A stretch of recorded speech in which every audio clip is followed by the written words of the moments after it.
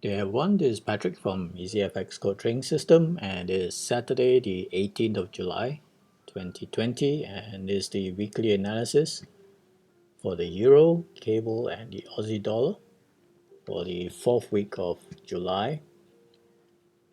And let's start off with the Euro, where it has already broken out from a key resistance. So from an ascending wedge, ascending triangle pattern.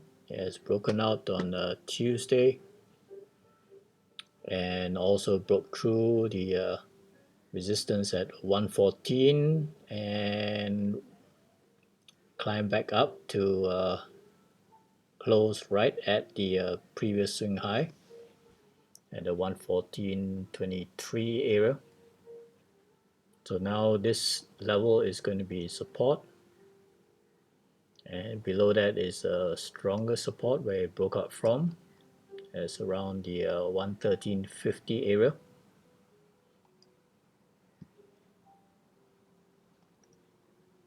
So if I take a Fibonacci continuation move from this level here, from this swing low, from the lower channel trend line up to this swing high before a retracement back to the monthly pivot and push up right to the 138 fib extension at a 114.48, and there is a likelihood that it could continue to extend after retesting this breakout, retesting it as support, and it could continue on to where the 162 fib extension is, and it's just past the close to the 115 level. 162 is at the 114.96 level. So next target is at 115. So let's mark this level here as a key resistance for next week.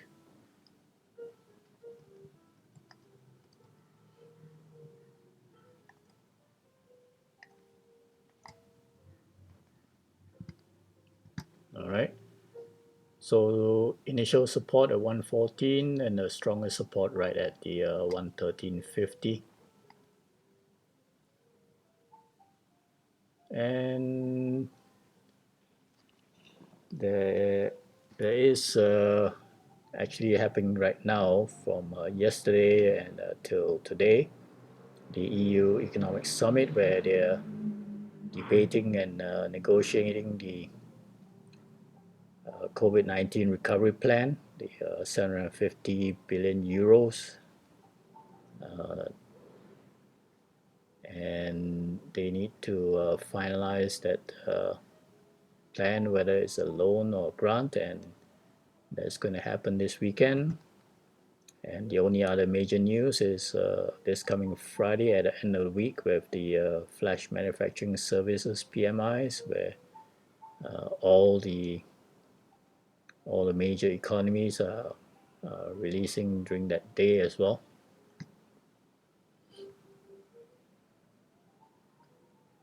But on the ECB news from last Thursday, after there was no major change anyway and nothing was expected, and it retreated just to technically test the support, and then yesterday, Friday, it recovered. So we'll see whether it's able to resume this short-term bearish momentum to continue up to the 162 fib extension. All right. For the week, it is definitely a bullish move, bullish close with a breakout above the weekly 200 EMA. and that's just right at the weekly R1 pivot, and as well as the 100 pip swing high that we marked just now. Okay, let's move on to the cable. Unfortunately, the cable has found strong resistance at the 126.55 area. That's the 21 pip retracement level, and fell from the start of the week, and on Tuesday found support right at the daily 55 EMA and the monthly pivot level, all around the 125 round figure, and rebounded to retest that resistance zone again before settling below the daily 200 EMA. So it's struggling and consolidating in 150 pip range, and it's not able to break through, and the only key driver that will help it push through is if there's a breakthrough in the EU and UK Brexit trade talks. That's the major stumbling block now for the cable. Support seems to be holding at the 125.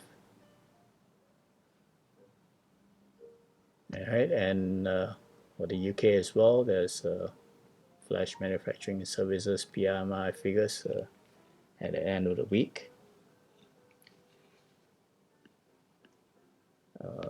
Last week it had a mixed bag of key news that started off with poor GDP figures on the Tuesday, and then Wednesday it recovered with better than expected CPI figures, and also on Thursday with fairly moderate better than expected news on the jobs front. All right, let's move on to the Aussie dollar. And the Aussie dollar is still also being constrained within the slightly ascending wedge, and it tried to break above the 0.70 round figure, but then got pulled back in. So that's still a key resistance zone, and it recovered from the 786 retracement level, and started to attempt to climb up above with news coming up on Thursday with jobs report. But when the jobs report came out, which was slightly better than expected, it sold off on the news, even with China's better than expected GDP figures as well.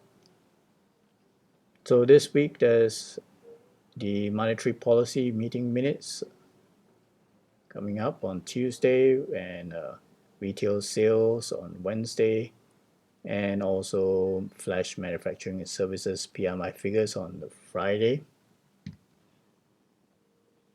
So support is going to be around the 0.6916 area, or 0.6900 round figure. Major support is right at the monthly pivot, right at the 0.6871,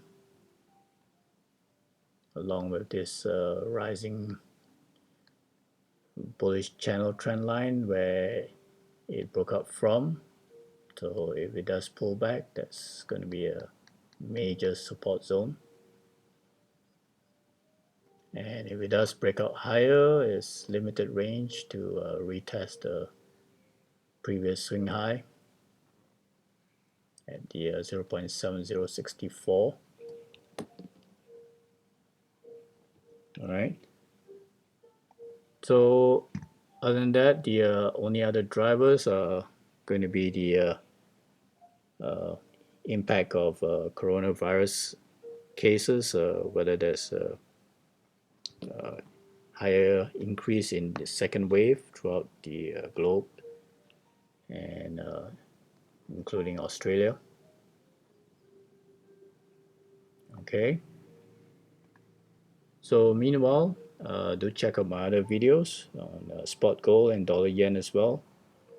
And do stay safe and have a good trading week. And cheers for now.